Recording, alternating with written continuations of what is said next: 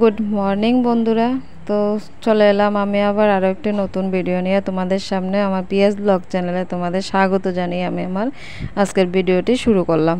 তো বন্ধুরা দেখতেই থাকো। কালকে এই জায়গা থেকে আমি ভিডিওটা শেষ করেছিলাম যে শোকেসটা মানে ঠিক করে গুছিয়ে উঠতে পারিনি। তো দেখো আজকে সকালবেলা ঘুম থেকে উঠে সেই কাজটাই করছিলাম। তো দেখো এখানে কিন্তু আমি খুব তাড়াতাড়ি করে কাজ করছি, কারণ ছোট ছেলে পাশেই আছে, তো কখন উঠবে আর কখন সবগুলো জিনিস নিয়ে ছড়িয়ে ছিটিয়ে ফেলে দেবে। তো সেই জন্য দেখো আমি তাড়াতাড়ি করে করছি যে শুধুমাত্র এই যে মানে একটা ইয়েই করবো আর কি, পরিষ্কার করে সুন্দর করে গুছিয়ে রাখবো, আর বাকিটা গুছানোই আছে। তো দেখো আমি এটাই ব্যবস্থা করছি যে সবগুলো আগে বার করে বাইরে বের করে নিয়েছি, তো এবার সুন্দর করে গুছিয়ে রাখবো। তো তোমরা আমি শোকেসটাকে গুছিয়ে নিই, তোমরা ততক্ষণ দেখতে থাকো। তো এই যে দেখতে পাচ্ছ সবগুলো বের করে নিয়েছি, বের করে এবার চলো এবার সবগুলো আবার সুন্দর করে গুছিয়ে রেখে দেব।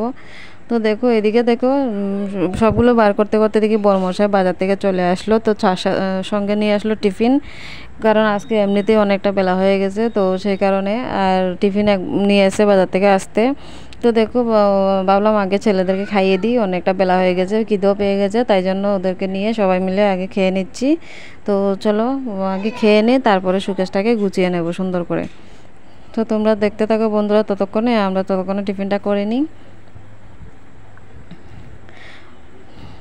তো বন্ধুরা তোমরা যদি আমার ভিডিওটি যদি দেখতে দেখতে কোনো অংশ যদি ভালো লেগে থাকে, তাহলে প্লিজ একটা সাবস্ক্রাইব করে আমার পরিবারের নতুন সদস্য হয়ে থেকে যেতে পারো, আর একটা সুন্দর করে লাইক দিয়ে দিও বন্ধুরা।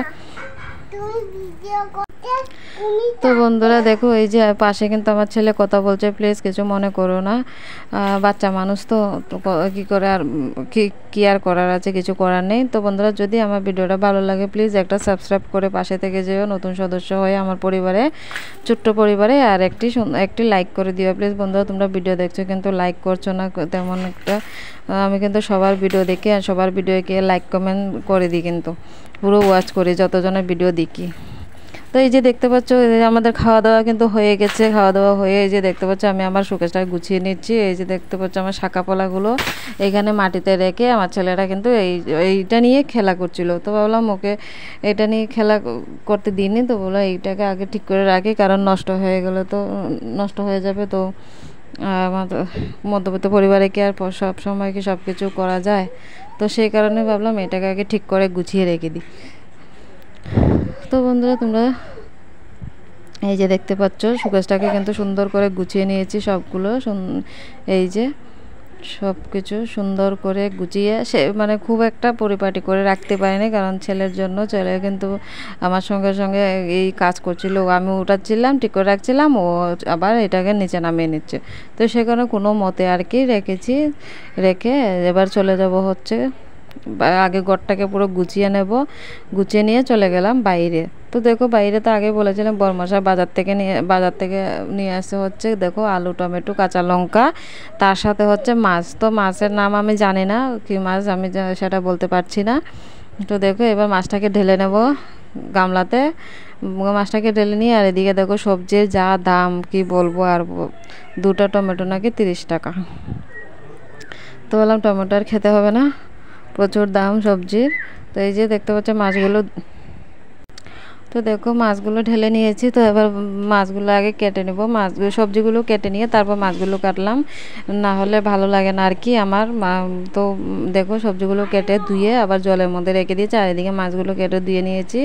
ধুয়ে এবার সবগুলো রেডি করে নিয়ে দেখো চলে যাব বাইরে, কারণ আমার তো গ্যাস শেষ হয়ে গেছিলো, গ্যাস আনতে পারিনি এখনও। এই যে দেখতে পাচ্ছ উনুনে বসে গেছি, আগুন ধরিয়ে দিয়েছে হচ্ছে শাশুড়ি মা, তা আমি বসে গেছি যে মাছটা বেজে নেব। এবার নুন হলুদ মাখিয়ে রেখেছিলাম আগেই, আগুন ধরাতে শাশুড়ি মা আর আমি এদিকে মাছটা এবার বেজে নেব। তো শাশুড়ি মা ঘরে চলে এসেছিলো, কারণ দুটো ছেলেকে তো দেখাশোনা করতে হয় তাই না।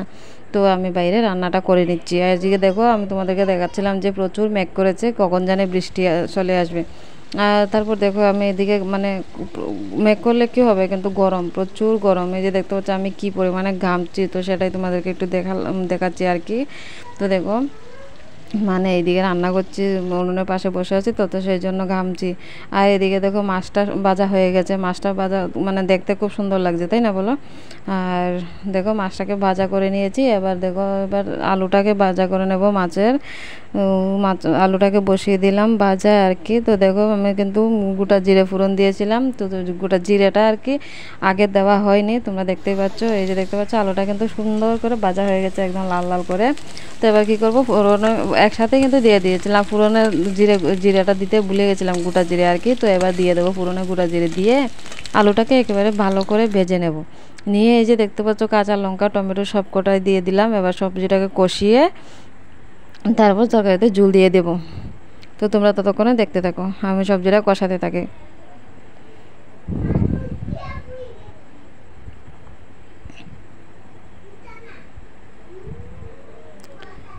তো দেখো বন্ধুরা, এদিকে কিন্তু হাওয়া দিচ্ছিল, মাঝে মাঝে হাওয়া দিচ্ছে আর আগুনটা নিভে যাচ্ছিল, খুব ধোঁয়া হচ্ছে, মানে প্রচুর কষ্ট হচ্ছে আর কি আজকে রান্না করতে।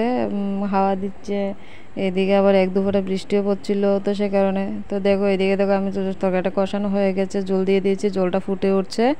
তো এবার দিয়ে দেবো, মানে একসাথে মাছগুলোকে দিয়ে দেবো আর কি। তো তোমরা আর দেখতে থাকো, আমার জলটা ফুটুক।